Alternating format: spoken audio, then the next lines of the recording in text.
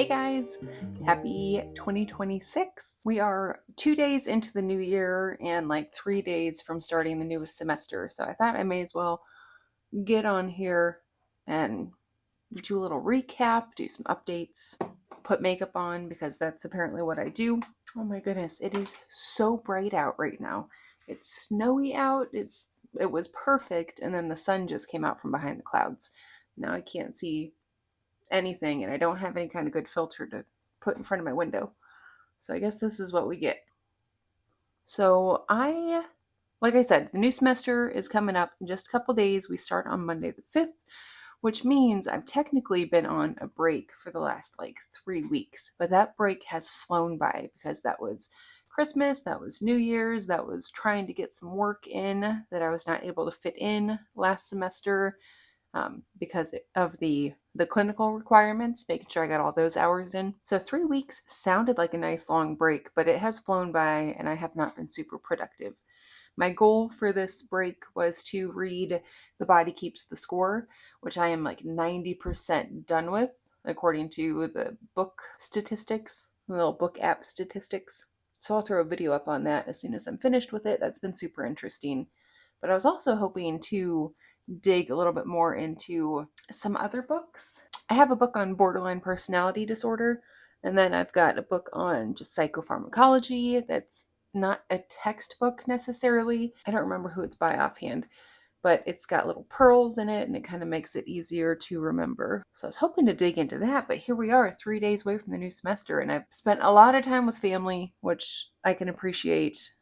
Done a little bit of work at both my ICU job and my state job, and I've read most of The Body Keeps the Score. So I don't know what I thought I was going to be able to fit into these 3 weeks, but this is where we're at. So in addition to keeping myself busy while we chit chat, I'm also putting makeup on because we're having Christmas with my husband's side of the family tonight. And we're hosting, which we weren't going to do. We initially said, we're not hosting this year.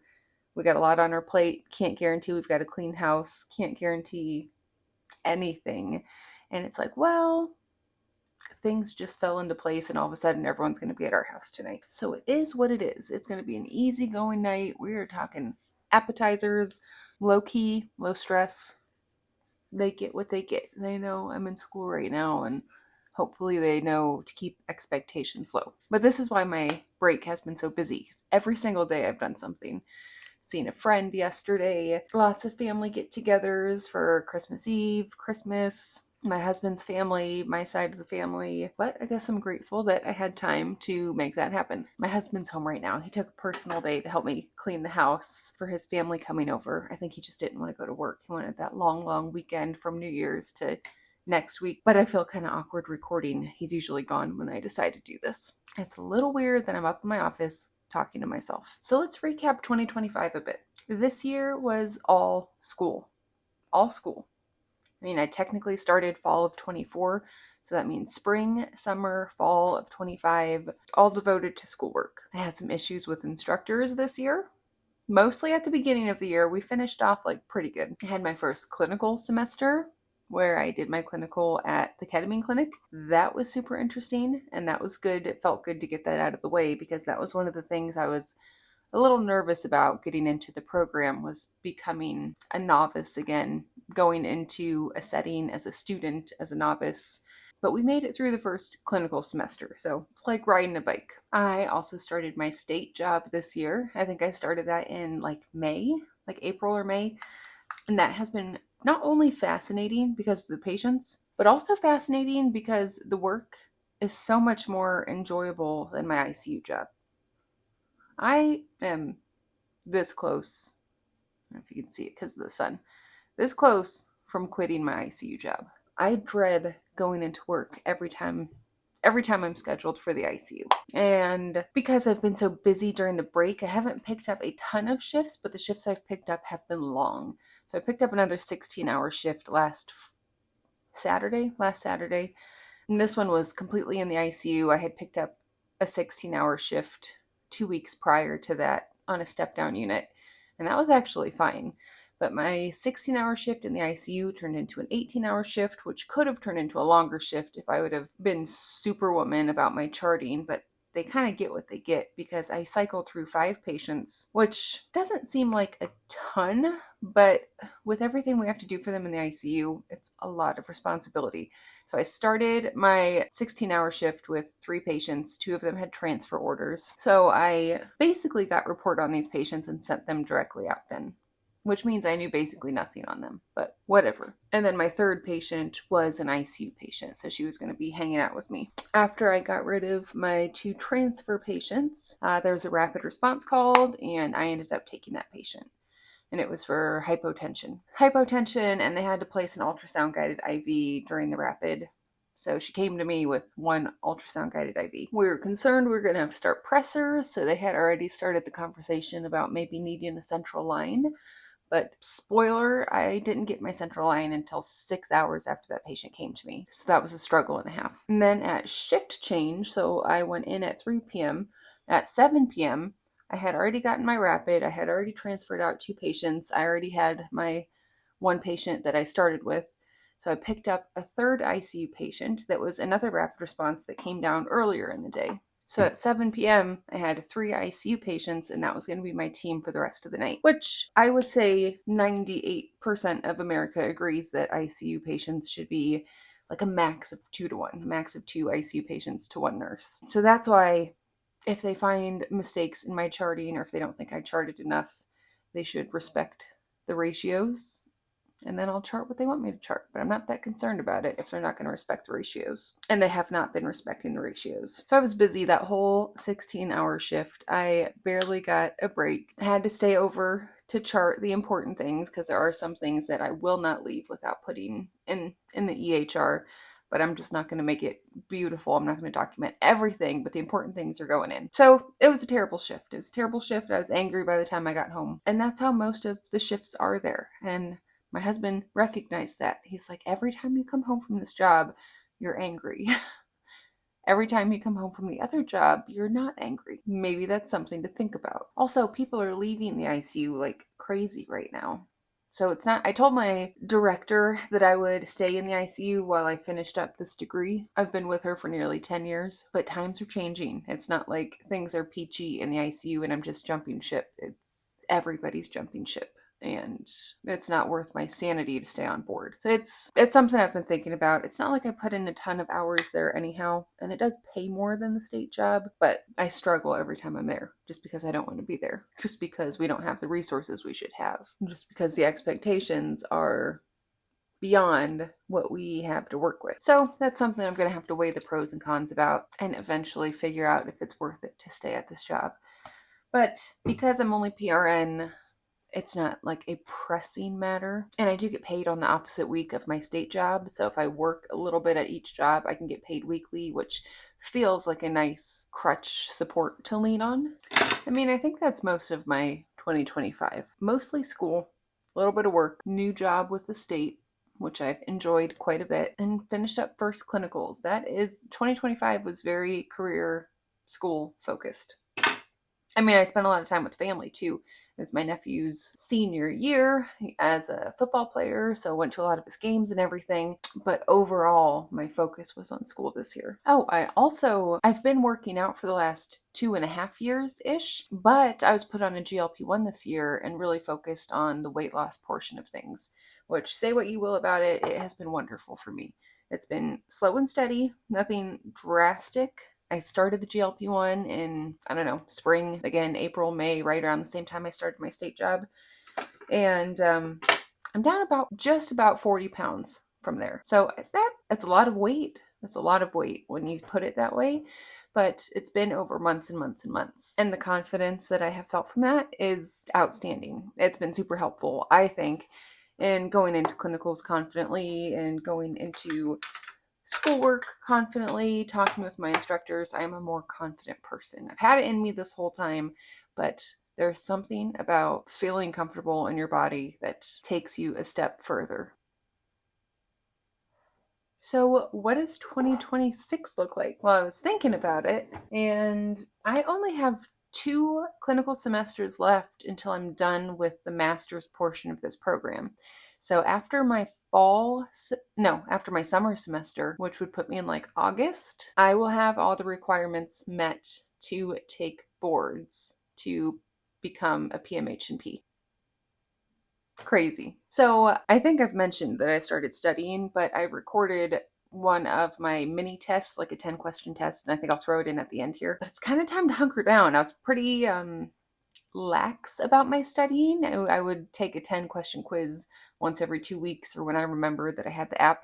But it's time to make that a goal for myself. So I haven't really thought about New Year's resolutions, despite it being the second. I just always kind of try and be the best I can be as I think of it. But I think setting a goal for myself for studying would be beneficial, would be like one of the best things to set for this year. So, like I said, this next semester starts on Monday, and as long as all the paperwork gets done between my school and my job, I will be doing shadowing slash precepting at my job this semester. So, I reached out to one of the doctors I work with. She's a psychiatrist. It's probably pretty obvious, but they don't have PMHNPs at this job. They just have psychiatrists. And she said she would take me on as a student. She seemed really excited about it. I texted her, said, "Hey, Dr. So and so, I'm Jessica. I work midnights at this job. So I don't see you very often, but I'm in school for my PMHNP.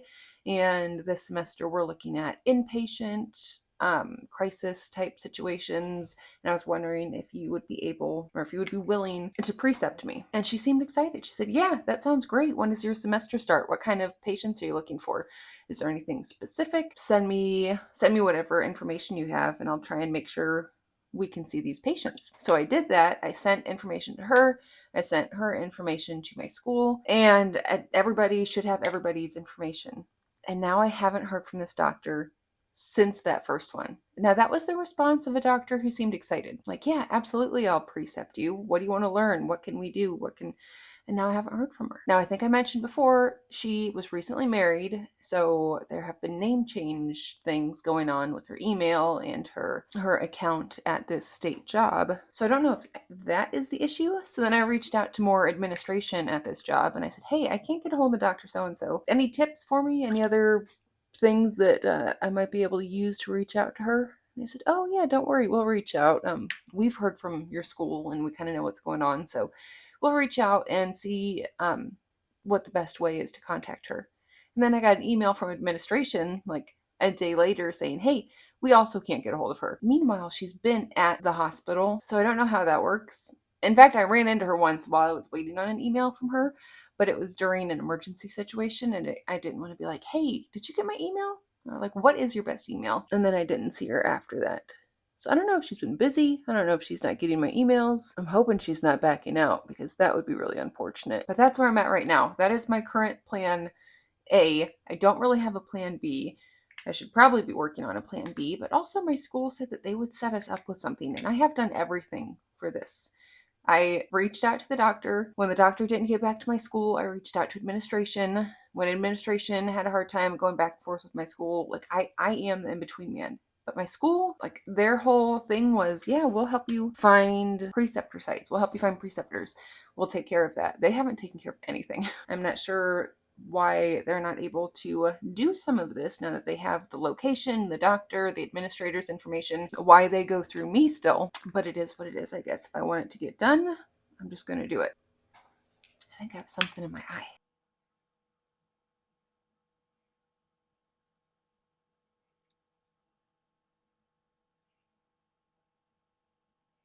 So hopefully I have things set up for clinicals this coming semester, because that's something that set me back last semester is I didn't start my clinicals until halfway through the semester. So I had to take those 200 hours and shove it into the last like 8 weeks. When a semester's like 16 weeks. Yes, the last 8 weeks of my semester. So I had to put in like 20, 30-hour weeks at my clinical site, plus do all my homework, plus try and squeeze in some work days so I could pay for groceries. So that made it tougher. So now I have a clinical site in mind at the very beginning of the semester. I'm halfway in contact with everybody, so that's good news. And there's only 2 classes to start out this semester. Last semester there were 4. The first class you have to get done as soon as possible. I got emails every single day saying, hey, keep doing these lessons. Like, do the lessons until they're done. Otherwise, you can't start. Do the lessons. And we don't have that this semester. So that one's gone. And then they had their pharmacology ran all 16 weeks along with the clinical courses. And the class that we have extra this semester isn't until the last half. It's only an 8-week class, and it's in the last half. So that means I'll be starting this semester out with just 2 classes. They're both related to clinicals. One is like where you upload your hours, upload patient cases, that type of thing. It still has discussion posts and occasional assignments, that sort of thing. But then there's an accompanying class with it, and that is care of the mental health patient in crisis. So that is the course that goes alongside this clinical semester, and that's 16 weeks. So that sounds doable. It sounds like I will have more time to spread out my hours for clinicals. I'll only have the 2 classes instead of 3 for all 16 weeks that go along all 16 weeks. I'll have that last 8-week class at the very end, but it's like IT in medicine or something. Also, that blue stuff, that was a lip stain. So I wiped that off and put lip gloss over top of it. So yeah, in theory, it sounds like a very doable semester. And then by August, I will be done with my master's portion and I can test. How exciting is that? It doesn't seem real that I'm that close to some part of a finish line.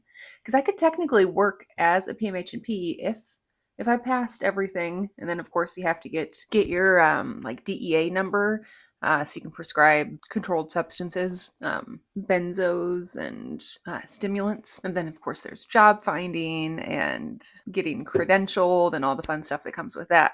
But one step closer, 2027 looks like the year that I'll be going into as a full-fledged PMHNP. And if I do things the right way, if I have it my way, once I go into 2027, I will be working as a PMHNP, finishing my DN. So I should probably wrap this up and clean the house to my expectations. Hubby did a good job doing an initial clean, sweeping the floors, folding up some blankets, that sort of thing. But things need to be up to my standard. So I'm going to get off here and finish cleaning my house so we can have family over tonight. And I'm going to insert the video of me doing the practice questions so you get an idea of what that looks like. And I hope you guys had a great Christmas. I hope you guys had a great holiday season, whatever you celebrate, great new year. Let me know what you're looking forward to in 2026. Are you in school? I know some of you are. What do your semesters look like coming up? What are you excited for or nervous about? And what would you like me to be more transparent about? What kind of questions do you have about this whole process? Let me know and I'll see what I can get to. All right. Have a great weekend. Bye.